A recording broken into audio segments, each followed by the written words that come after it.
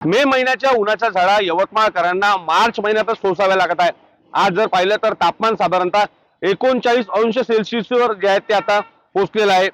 मार्च महिन्यातच यवतमाळकरांच्या या उन्हाच्या झळा ज्या आहेत त्या सोसाव्या लागत असल्याने जर पाहिलं तर रस्ते या ठिकाणी निर्मनुष्य जे आहेत ते होताना पाहायला मिळत आहे। सूर्य आग उकू लागलेला आहे आणि शहराचा संपूर्ण पारा जो आहे तो 39 अंश सेल्सिअसवर पोहोचला असल्याची माहिती जी आहे ती हवामान विभागाने या ठिकाणी दिलेली आहे। एप्रिल महिन्याच्या शेवटी आणि मे महिन्यात पारा जो आहे तो वाढत असतो, मात्र यंदा जर पाहिलं तर मार्च महिन्यातच तापमान जे आहे ते चांगलंच वाढल्याचं या ठिकाणी पाहायला मिळत आहे। मार्च महिना सुरू आहे आणि एप्रिल मे महिना बाकी आहे।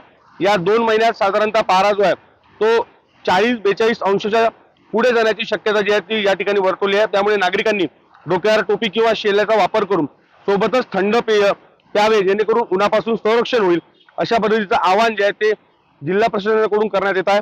आरोग्य विभागाने सुद्धा नागरिकांना विशेष काळजी जी आहे या उन्हाच्या संरक्षणासाठी करण्यासाठी सूचना ज्या आहेत त्या ठिकाणी केलेल्या आहेत। ज्या झळा ज्या आहेत त्या उन्हाच्या ज्या मे महिन्यात सोसाव्या लागणार होत्या त्या आता मार्च महिन्यापासूनच यवतमाळकर या ठिकाणी सोसत आहेत। विवेक गावंडे, टीव्ही 9 मराठी, यवतमाळ।